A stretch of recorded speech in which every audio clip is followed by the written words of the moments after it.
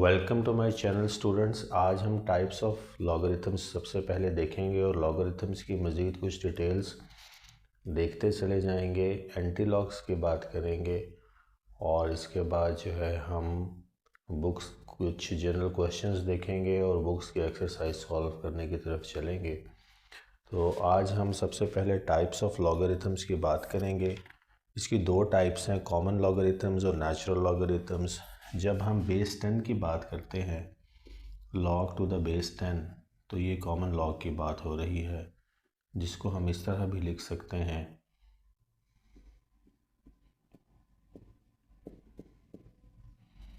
यानी कि log to the base 10। तो ये आर्ग्यूमेंट 100 और इक्वालिटी के बाद जो लॉग है इसका वो 2 है, यानी कि दूसरे लफ्ज़ों में 10 square is equal to 100 exponential form में। तो बुनियादी बात यह है कि जब हम बेस 10 में लॉग्स की बात करें, और अमूमन हम बेस 10 में ही स्टडी करते हैं और करते रहेंगे, क्योंकि हमारा डेसिमल सिस्टम इसको सपोर्ट करता है। हम जब सिग्निफिकेंट फिगर्स की बात करते हैं और साइंटिफिक नोटेशंस फॉर्म करते हैं तो हम बेस 10 यूज़ करते हैं। तो इसलिए क्योंकि हमें हमारी कैलकुलेशंस में ये सपोर्टिव है, इजी टू यूज़ है, इजी टू हैंडल है, तो अमूमन जो है वो बेस 10 की बात होती है। तो हर ऐसा लॉग जिसमें बेस 10 हो वो कॉमन लॉग है। और इसके मुकाबिल पे नेचुरल लॉग है, और नेचुरल लॉग जो है इनकी बेस जो है वो सिर्फ बेस का फ़र्क है, बेस ई है इनकी, और उसकी एक वैल्यू है, जैसे पाई की वैल्यू है, इसकी भी एक इनडेफिनिट वैल्यू है जो ख़त्म नहीं होती एंड मूव करती रहती है, यानी कि नॉन टर्मिनेटिंग है। जैसे हमारे पाए यानी 22/7 की वैल्यू नॉन टर्मिनेटिंग है। नेचुरल लॉग्स में जो बेस है वो ई है और जिसकी वैल्यू मैंने आपको बता दी है। और अगर आपने नेचुरल लॉग लिखना हो तो आपने जो बेस है वो ई रखनी है और उसका कोई जो है वो एक्सपोनेंट होगा, तो वो एग्जैक्टली सब कुछ सेम है, यानी base E to the argument X is equal to Y. Y जो है ये लॉगरिथम है बेस ई और एक्स आर्ग्यूमेंट का। तो यहाँ पे सिर्फ बेस का फ़र्क है। नेचुरल लॉग में बेस ई यूज़ होती है, और बेस ई यूज़ करने की वजह यह है ताकि हम ऑकवर्ड कांस्टेंट से या ऑकवर्ड वैल्यू से जब हम फंक्शन की स्टडी करते हैं तो उसकी वजह से कोई इंटरप्शन ना हो। तो इस बेस की वजह से हमें ऑकवर्ड कांस्टेंट्स की इंटरप्शन जो है उससे हम बच जाते हैं। तो ये वजह भी हमें पता होनी चाहिए। तो इसको आप, क्योंकि कोई पूछ सकता है कि कॉमन लॉग्स यूज़ करने की वजह क्या है, तो वो मैंने आपको बता दी कि हमारा डेसिमल सिस्टम जो है वो बेस 10 यूज़ किया जाता है। डेसिमल सिस्टम में जब हम सिग्निफिकेंट फिगर्स और उनसे जब साइंटिफिक नोटेशंस बनाते हैं, जैसे कि बुक की एक्सरसाइज में भी क्वेश्चंस आएंगे, तो वहाँ बेस 10 की बात होती है। तो कॉमन लॉग्स जो हैं वो बेस 10 हम इसीलिए यूज़ करते हैं। और नेचुरल लॉग्स में बेस ई यूज़ होती है जिसकी एक नॉन टर्मिनेटिंग वैल्यू है, और उसकी वजह ये है ये वैल्यू यूज़ करने की ताकि हम ऑकवर्ड कांस्टेंट्स को अपनी कैलकुलेशंस में अवॉइड कर सकें। तो इसका आंसर मैं लिख रहा हूँ ताकि ये हमेशा आपके जहन में रहे, to avoid awkward constants while studying during calculations लिख लें।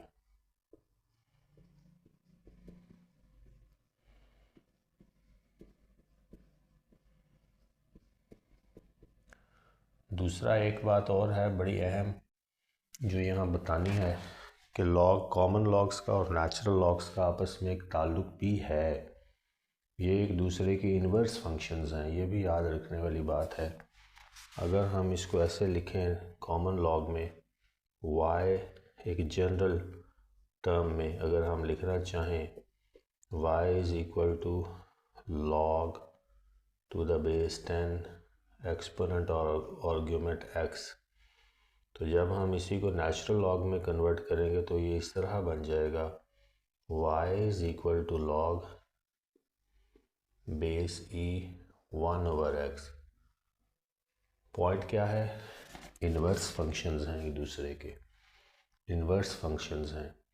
तो जब कोऑर्डिनेट सिस्टम पे इनको ड्रॉ किया जाता है तो जो कोऑर्डिनेट्स जो हैं इसके आएंगे, उसके बिल्कुल जो है ऑपोजिट जो है सिनेरियो इसका बिल्ड होगा ग्राफ पे। जब हम लाइंस के ड्रॉ करने की बात करते हैं तो सादा लफ्ज़ों में common logs and natural logs are related to one another in the sense that both are inverse functions of one and other।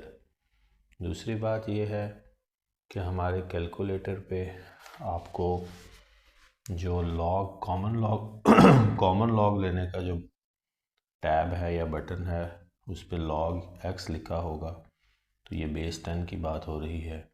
और नेचुरल लॉग के लिए जो है वो EXP का बटन जो है वो या टैब जो है वो वहाँ पे मौजूद होगा। बाज़ जगहों पे ln(x) भी लिखा होगा,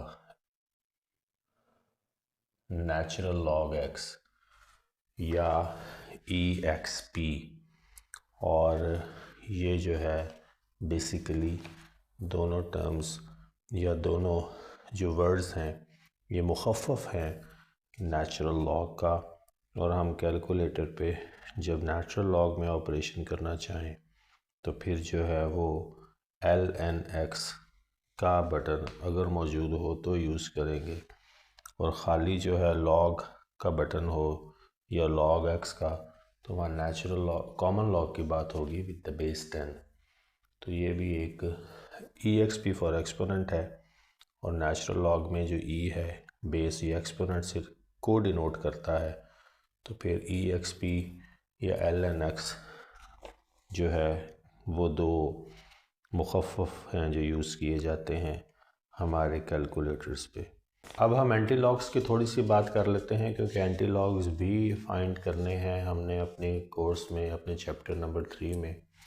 तो मैंने यहाँ पे एंटी लॉग की डेफिनेशन लिखी है मुख्तसर सी। ऑपोजिट ऑफ लॉगरिथम्स हैं, ज़ाहिर बात है एंटी का लफ्ज़ है तो ऑपोजिट की बात होगी। और हमें ये याद है और पता है कि जो एक्सपोनेंट्स हैं वो भी ऑपोजिट हैं लॉगरिथम का। तो बेसिकली एंटी लॉग्स और एक्सपोनेंट सेम हुए फिर। तो दूसरे लफ्ज़ों में anti logs is the number of which this is the logarithm. यानी कि अगर log टू द बेस 10 100 है और उसका लॉगरिथम 2 है, तो जब एंटी लॉग लेने की बारी आएगी तो इसका मतलब ये होगा कि 10 स्क्वायर इज़ इक्वल टू 100। यानी कि बिल्कुल एक्सपोनेंट्स की बात करनी है तो दूसरे लफ्ज़ों में एक्सपोनेंशियल फॉर्म जो है लॉगरिथमिक फॉर्म की, उसको एंटी लॉग कहा जाता है। तो ये बात याद रखने वाली है और बड़ी सिंपल भी है। कैलकुलेटर पे जो है 10x की जो है वो मौजूद है, ये एंटी लॉग की है, और ये अपने अंदर ख़ुद सेल्फ एक्सप्लेनेटरी है कि एंटी लॉग किसे कहा जाता है। और जब बेस e की बात करें यानी कि नेचुरल लॉग में बेस e में जो है वो EX होगा या EXP x होगा, EXP x या EX। तो ये वाला जो है टैब्स जिन पे ये लिखा हो वो anti log to the base 10 है, और ये जो है ये anti log to the base e है। तो एंटी लॉग्स जो हैं वो अपोजिट ऑफ लॉगरिथम्स हैं। नंबर है of which this is the logarithm, यानी कि एक्सपोनेंट्स की बात करनी है, लॉग का उल्ट जो है वो एक्सपोनेंट्स ही हैं। तो एक्सपोनेंट्स को दूसरे लफ्ज़ों में हम एंटी लॉग भी कहते हैं। अब हम थोड़ी सी बात चेंज ऑफ बेस थ्योरम की कर लेते हैं। कैलकुलेटर पे जब हमने log टू द बेस 10 या log to the base e common log और नेचुरल लॉग की वैल्यूज़ फाइंड करनी है, तो जस्ट आप जिस नंबर का आपने लॉग लेना है उस नंबर को टाइप करें, लिखें, और अगर बेस 10 में उसका आंसर चाहिए आपको तो आपने जस्ट log x का बटन प्रेस कर देना है, आपके पास log आ जाएगा टू द बेस 10। इसी तरह से अगर आप बेस ई में आंसर लेना है तो वैल्यू लिखें जिसका log लेना है बेस ई में, और ई एक्स पी या एल एन एक्स का बटन जो है उसको प्रेस कर दें तो वो आपके पास जो है बेस ई में आंसर आ जाएगा। या ई टू पावर एक्स जो है उसको जस्ट प्रेस करने से आपके पास जो है वो नेचुरल लॉग में आंसर आ जाएगा बेस ई में। लेकिन अगर इसके अलावा किसी और बेस में आंसर वैल्यू हो गिवन और उसका लॉग लेना हो तो उसके लिए फिर हमें एक फार्मूला यूज़ करना पड़ेगा कैलकुलेटर पे अगर हमने आंसर निकालना है उसका, क्योंकि कैलकुलेटर पे सिर्फ ये दो फंक्शंस अवेलेबल हैं। तो थर्ड फंक्शन कोई भी अगर है तो फिर change of base theorem use करेंगे और चेंज ऑफ बेस थ्योरम की मदद से हम उस वैल्यू को जो कि किसी और बेस में होगी उसको कन्वर्ट कर लेंगे कॉमन लॉग में या नेचुरल लॉग में एज़ पर द रिक्वायरमेंट।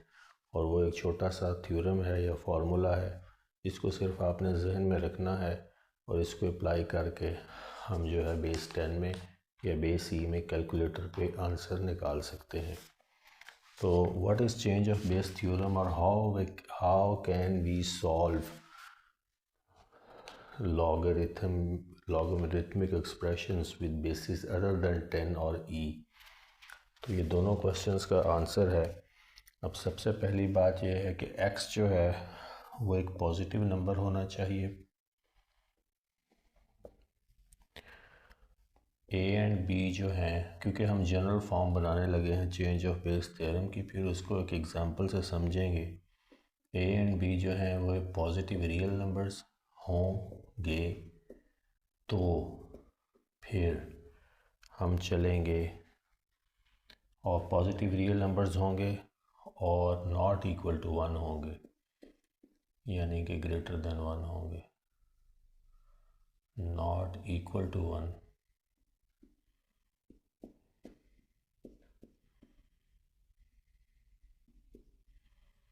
ये नॉट इक्वल के लिए है, एक दफ़ा वैसे तो बार बननी चाहिए लेकिन बहरहाल फिर जो है हम चेंज ऑफ बेस थ्योरम की बात करेंगे।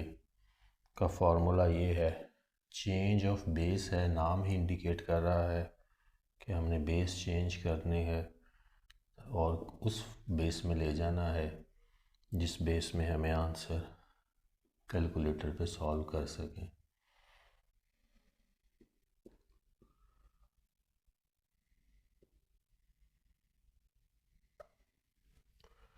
ये अब चेंज ऑफ बेस फार्मूला है या चेंज ऑफ बेस थ्योरम है। बेसिकली किसी भी लॉग में एक वैल्यू आपको गिवन है, मसलन लॉग ए। अब ए जो है वो एक रियल नंबर है, पॉजिटिव है, नॉट 1 से ग्रेटर है, बेस हमेशा 1 से ग्रेटर होगी। ये बात हम पहले भी पिछले लेक्चर में इस पर तफसीली रोशनी डाल चुके हैं इन सब चीज़ों पे। यहाँ हम सिर्फ चेंज ऑफ बेस थ्योरम पे ही कॉन्सेंट्रेट करेंगे। यहाँ हमने उसकी बेस जो है वो चेंज कर ली है, log b, log to the base b argument x, log to the base b argument a। तो बेसिकली हमने a और x को यूज़ किया और हमने एक नया फंक्शन डेवलप कर लिया प्राइमरीली कैलकुलेटर पे सॉल्व करने के लिए, क्योंकि ये कोई और बेस होगी। अब मिसाल के तौर पर इसको अगर एग्जांपल से समझना है तो ये log to the base 7 to the argument 9 हो तो कैलकुलेटर पे इसका डायरेक्ट सोल्यूशन आप 9 अगर लिखेंगे तो आपके पास log 7 का बटन नहीं है कि ये आपको आंसर दे दे। अगर आपको इसको कॉमन लॉग में आंसर चाहिए बेस 10 में तो यहाँ आपको फिर इसको बेस 10 में कन्वर्ट करना है। तो ये बेस b की जगह पे 10 है और बेस में भी b की जगह 10 है और ऊपर न्यूमरेटर में जो इसका आर्गुमेंट बनेगा वो x है और यहाँ x 9 है और डिनोमिनेटर में जो बेस 10 का आर्गुमेंट बनेगा वो जो इनिशियल बेस थी वो है। तो अगर आप इसको सॉल्व कर लें, यानी कि पहले 9 का कॉमन लॉग लें और जो आंसर आए उसको 7 के कॉमन लॉग पे डिवाइड करें तो आपके पास जो आंसर आएगा वो log to the base 7 argument 9 का आएगा।